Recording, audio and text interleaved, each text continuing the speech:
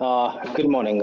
Thank you. Thank you very much. And good morning to my fellow panelists and everyone who is attending this forum. Firstly, thank you for the invite to this particular session. I've never been with so many scientists and marine biologists and people who are experts on matters of marine.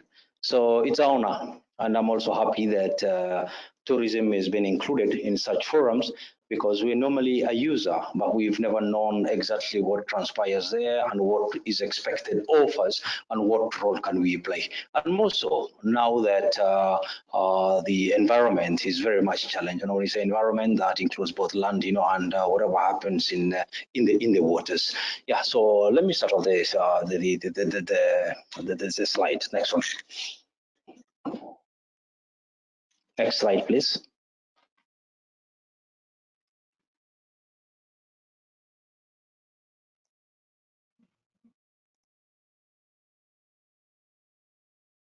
Hello?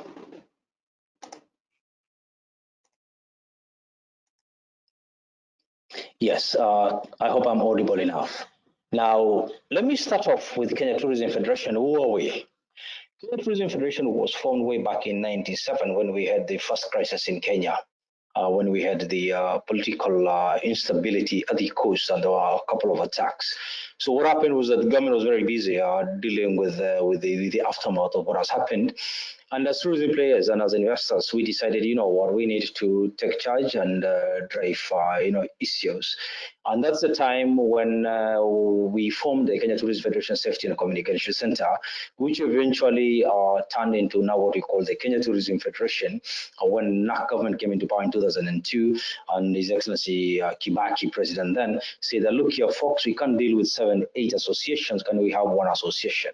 And rightly, we had Kenya Tourism Federation, which now represents the tour operators, hoteliers, travel agents, the Kenya Coast Tourism Association, formerly MCTA, Ecotourism Kenya, and all other affiliates. So we also have a seat on Kenya Private Sector Alliance, where we drive matters tourism, just the way they will drive manufacturing or agriculture.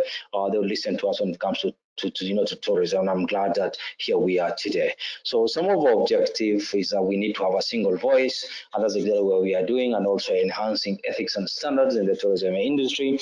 And then also, very more importantly, strengthen private sector representation. We work very closely with county government, national government, and all other, stakeholders, including groups like yours, where we look at ways and means where we can collaborate and make tourism better, and the enabling environment to be put in place. And we also provide a forum through which the industry can give input, marketing activities, because we are in liaison with Kenya Tourism Board. And many people confuse Kenya Tourism Federation with Kenya Tourism Board. Let me make that clear difference. Kenya Tourism Board is government body. Kenya Tourism Federation is private sector. While Kenya Tourism Board is under Ministry of Tourism, Kenya Tourism Federation is private sector and bringing the private associations together, but we work closely with government. So we lobby and constructively engage government on issues critical to the industry, not only our government, but we also liaise very closely with what we call our source market, which is mainly North America, the US, Canada, and then of course the UK and the entire EU and all other countries where we draw our tourism. Next slide, please.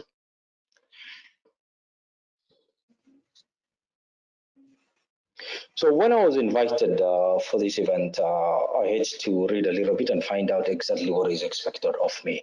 Now, the key thing is that Kenya Coast Tourism, the major puller here, why people come here, is because of what you see there, that beautiful beach. And God has been very kind to us, right from Shimoni all the way to Kiunga.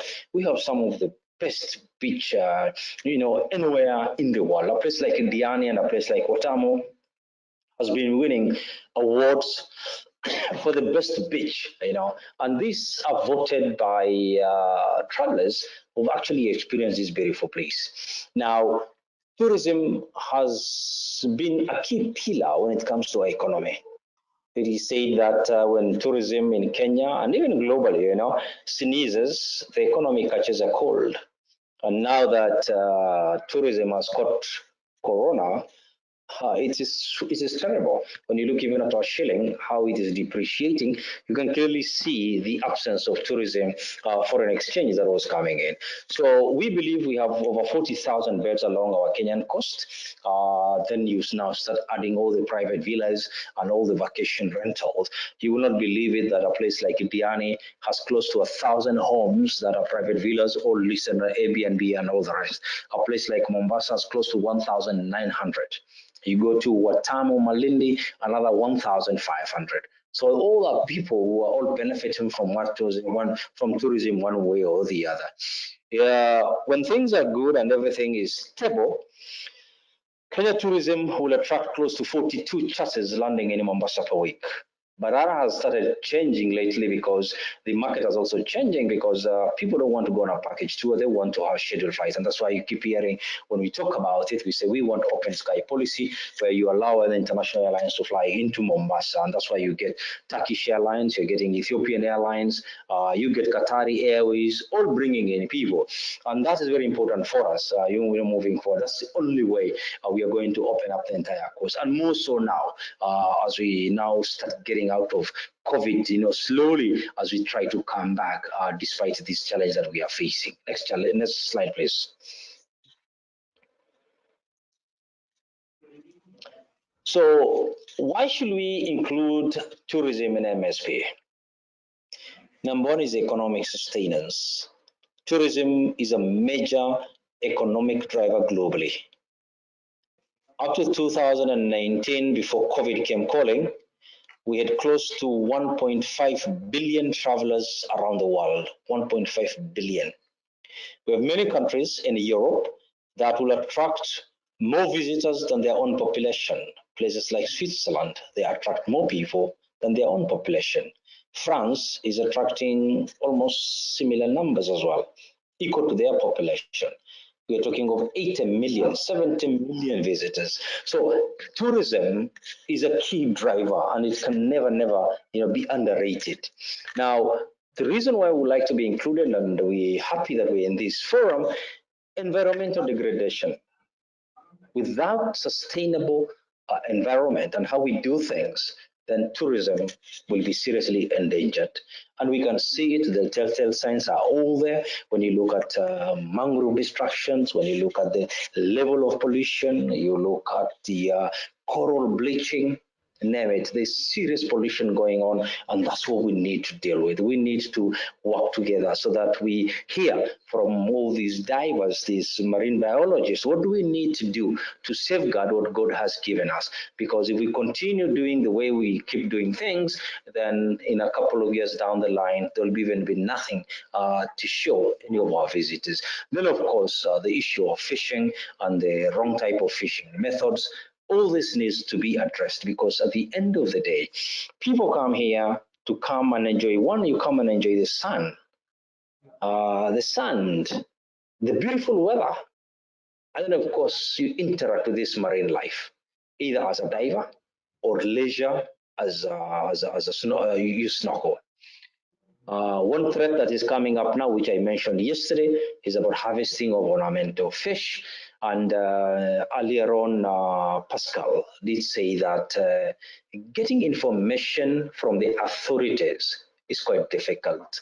The level of transparency is not that great, not because they're hiding anything, but they need to make these things available. Now, for instance, we should be able to get into any site, any portal, and find out how many farms have actually been licensed to harvest ornamental fish in Shimoni. A few clips that I saw 2 weeks ago is horrifying when you see the number of ornamental fish that is being harvested. There's no difference between that and going to Savo and catching the elephants, you catch the lions, you catch the zebras and ship them away. Because a time will reach where there will be nothing to show. Of course, the focus is rhino poaching, elephant, and whatever, but we are forgetting the marine. And today, now that I'm speaking to experts and we are having this chat, I think it's something we really need to look at. And of course, another bigger challenge we faced lately, and we had to go to court to fight it, is the sand harvesting. We want port expansion, we want development, but also our government and the authorities must understand that we need to balance all these things. We are not the first people to develop a port. We're not the first people to build beautiful highways. Others have done it globally. Places like Netherlands have gone out to, reclaim the ocean so that they can extend whatever. So people have done it in a sustainable way, and that is what we want to do. It's not an issue of we will do this at the expense of the other. Talk of wetlands, talk of the respect of the high water marks, etc. All those things must be done. Next slide, please.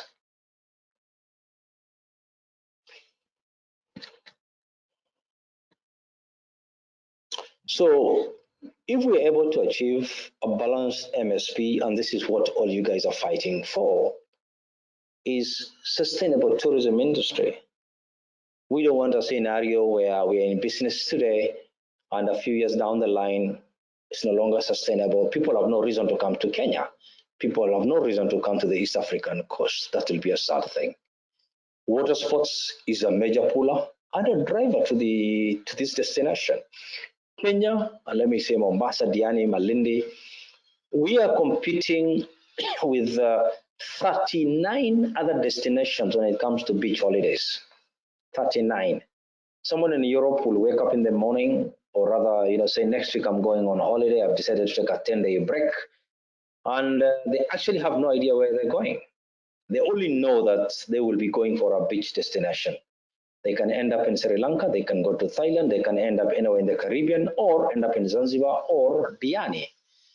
So the only place that is going to attract them is price, reviews are all good. And these days, will-be travelers, potential travelers, are putting the matters of environment top on the agenda. They want to know, what are you doing when it comes to the environment? What is your carbon footprint? Are you keen on sustainable tourism? So these are questions that are being asked, and you need to go documental evidence that indeed you are taking care of the environment, just not about glossy catalogs to say what you're doing. While in essence, you're doing nothing. Deep sea diving, snorkeling is big again for us, but without the marine life, there'll be nothing to see. But I'm also happy on the other side, the plastic ban. Speaking to some of the divers, they said within 3 months of the plastic ban, they saw a big difference because of the time they were diving and they were seeing more plastic than fish. That was worrying. But now that that happened, that's a big big move that the government took, and I must commend the authorities. But on the other hand, now that we have COVID, a new threat is coming in with all these PPEs and all these masks that people are wearing, and we are disposing them in all the wrong places. That is now a new threat that has come in. Of course, the bigger benefit also, we also have the sport fishing, and a lot of them will be, catch, target release, which is okay. But as we move to a balanced MSP, Kenya, which has got such a long coastline, ironically, we are importing fish. We can't even catch enough fish to feed ourselves. And we end up feeding on some fish that has been proven to be harmful even to human consumption. So these are things that hopefully now that our government is setting up the blue economy, and that we are getting the cooling plant in Liwatoni and licensing of these vessels, it's to be done in a responsive. Hopefully that will change, and then we start taking charge of our food supply. Yeah. Coming to the end.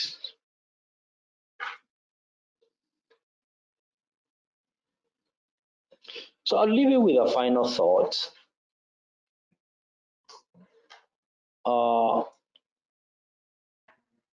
Tourism, and more so sustainable, please underline that, sustainable tourism can help Africa, can help Kenya to catapult its economy. Because tourism is a very labor-intensive industry. You cannot automate making a bed, you cannot automate cooking, you cannot automate, there are many things you cannot automate. You cannot automate a tour driver's job.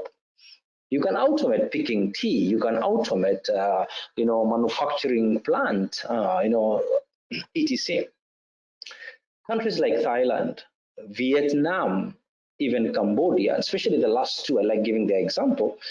30 years ago, they were all war-torn. But today, Vietnam and Cambodia, apart from light manufacturing, they have embraced tourism big time, and they are benefiting from tourism like never before. Of course, COVID has messed up everything globally, but just not only us. But if Thailand, Vietnam, and all these countries, including Laos, are able to do it, why can't we? We are attracting on average 2 million tourists, internationally maybe just around 1 million. There is no reason why we cannot go to 2, 3 million and be able to enjoy tourism like anybody else out there. And to finish for you, when you talk of 1.5 billion travelers around the world, Africa gets hardly 4%. And out of that 4%, 70% of that 4% will go to Morocco, Algeria, Tunisia, and Egypt, so-called Maghreb countries, the north. And the rest is shared by sub-Saharan Africa. So you can imagine what sort of numbers we are having. The entire Africa, we attracted 55 million tourists only out of the 1.5 billion. And yet we are such a large continent. Thank you. It's been a pleasure.